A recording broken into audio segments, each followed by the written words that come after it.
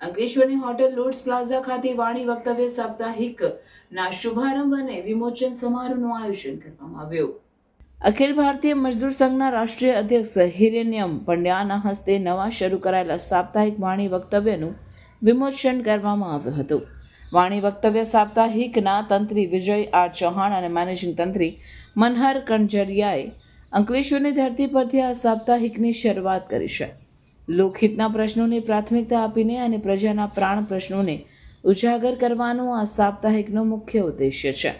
તંત્રીમંડળ દ્વારા ભાવિ સમયમાં આ સાપ્તાહિકને વિવિધ ભાષાઓમાં પણ પ્રકાશિત કરવાની દિશામાં પ્રયાસ કરાશે, જેથી વધુ વિસ્તૃત વાચક વર્ગ સુધી તેનું પ્રસારણ થઈ શકે.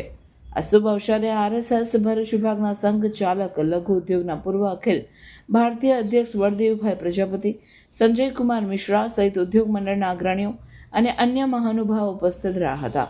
ઉપસ્થિત આગેવાનો દ્વારા સાપ્તાહિકના તંત્રી તેમજ સ્વતંત્રને શુભેચ્છા પાઠવવા અને પત્રકારત્વ ક્ષેત્રે લોકહિત માટે સતત કાર્યરત રહેવાની પ્રેરણા આપવામાં આવી.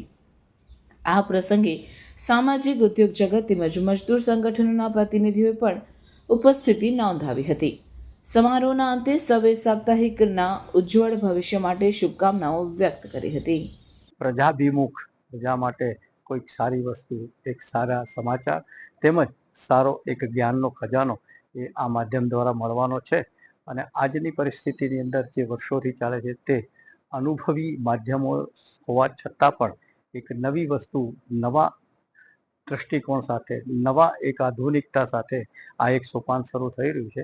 ત્યારે ગુજરાતની પ્રજાને, વિશેષ કરીને ભરૂચ અંકલેશ્વરની પ્રજાને આનો એક અનેરો લાભ મળવાનો છે.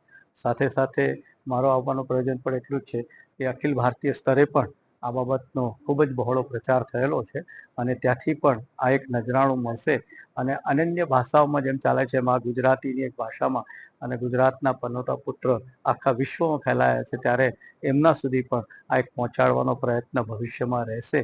એને માટે આ એક આપણા પત્રકારોને ખૂબ ખૂબ શુભેચ્છાઓ. આ લોકો પણ જે લોકો મહેનત કરશે અને જે સફળતા મેળવશે એને પણ મારા તરફથી શુભેચ્છા. આવનાર વર્ગ બધાની પણ શુભેચ્છા અને એક જ્વલંત સફળતા શિખરે પહોંચે એવી શુભકામનાઓ.